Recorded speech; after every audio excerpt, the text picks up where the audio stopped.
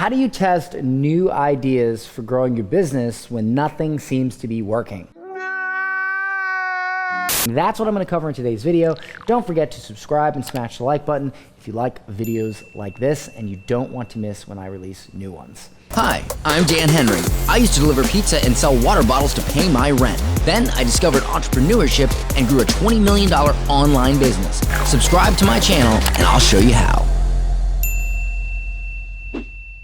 Hey everybody, Dan Henry here, and today's question comes from Johnny Wilson. How do you strategize your testing / new ideas when nothing seems to be working with your marketing? This is a good question. I will say this, I've consulted over 1,000 business owners as well as my own business. And I will say this, there's really only two things going on. When you are constantly trying new things and nothing seems to be working, there's only two really major categorical things that could be going on. Number one, and this is the most common, is your actual product has issues.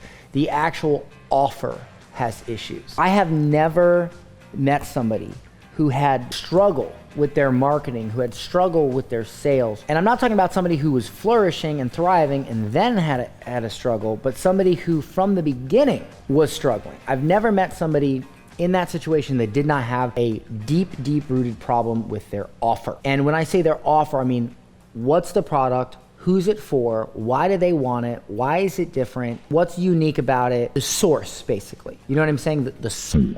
That I often find to be the biggest issue. And people are chasing their tails, right? They're out there saying, well, there's a problem with my sales, or there's a problem with my advertising, or there's a problem with my marketing, when in reality, the problem is your product. It's your offer.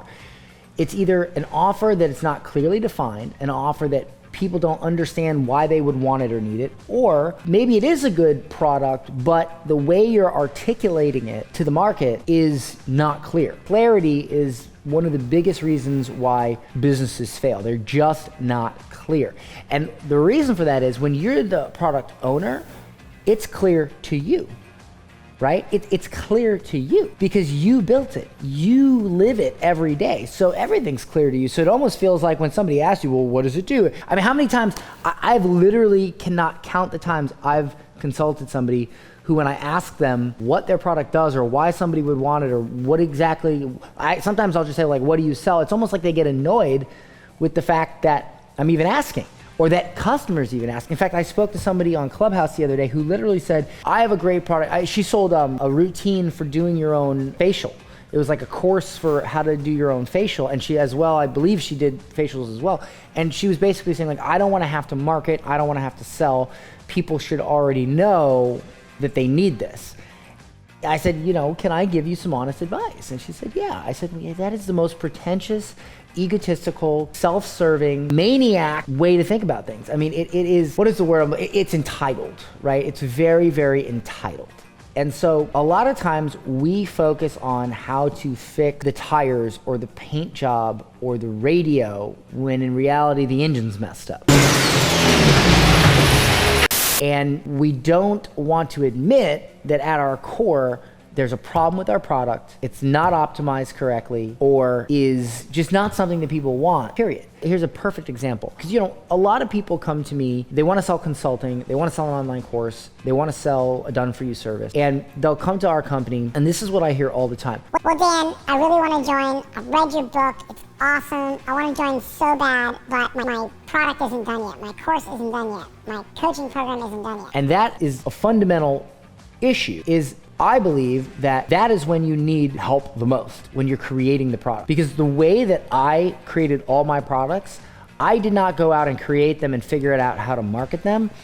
I created marketing that nobody could say no to and then created a product to live up to that. So like for instance, with my planner that I released, a lot of people think that I just made up a planner and that was it and I went to sell it. But what I actually did was I went online and I ran an ad and I said, hey, we're Plan Tomorrow. Our goal is to create the best planner out there.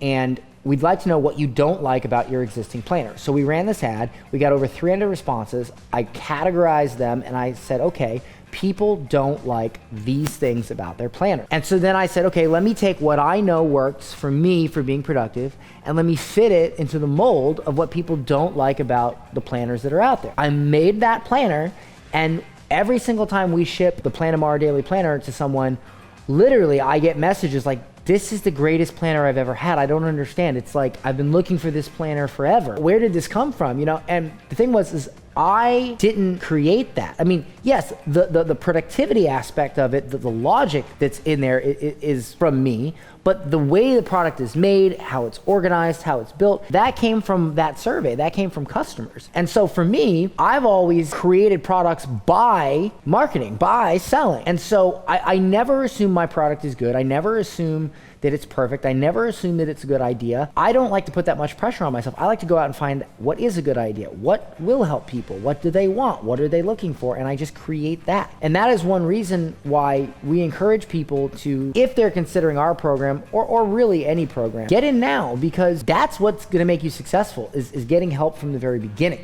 You know, and some of our best clients that came to us came from the beginning, had no idea what they even wanted to sell. One person comes to mind, D. Green. He has a very popular case study on our website. You can go on GetClients.com and look at our case studies. But, you know, when he came to us, he had no idea what he wanted to sell. He had no course idea or consulting idea. And he worked with us from the very beginning, and he's built a fantastic, stupid profitable business, and just his entire life changed. Whereas some people are still hemming and hawing over whether they even want to pick up a book, whether they want to hire a consultant, whether they want to learn something. Like, remember one time somebody said to me, I've got all these sales books, about 5 or 6 or 7 sales books, and as soon as I figure out what I'm going to sell, I'm going to read them.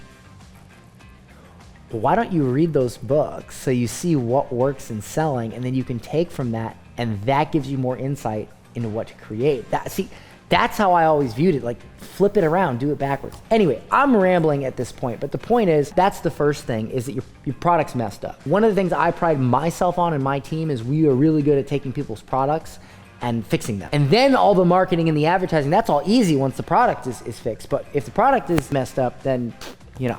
So that's the first thing. Second thing is that, and this is common as well, is that you're not giving enough time to let the different things you are working on work. A lot of people will try something, and if it doesn't work on the first try, they move on to the next thing. And then if that doesn't work on the first try, they move on to the next thing. Personally, I feel that that's a way to make everything not work. If I have an idea and I feel strongly about it, I will try several variations of it.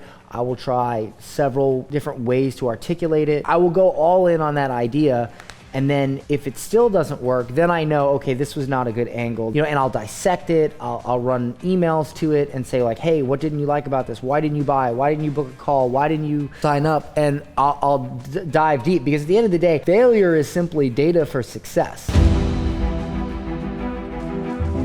That's it. So I try to give things enough time before I just move from thing to thing to thing.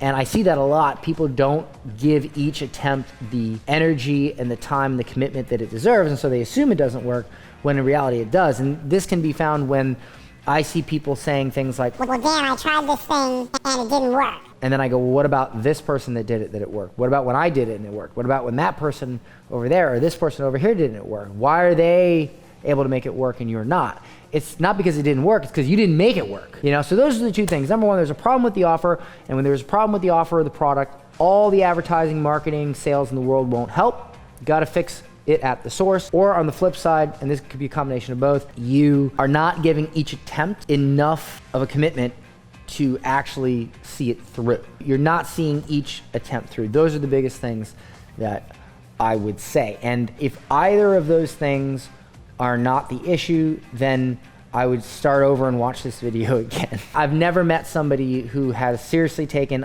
both of those pieces of advice into consideration and then still had that problem, honestly. So I hope this has been helpful. Don't forget to subscribe to the channel. Let me know in the comments what questions you have. Maybe I'll make a video and answer them. I should call this like Ask Dan Henry or Ask Dan. Steal a page from Gary Vee. Interesting. All right, see you guys in the next video.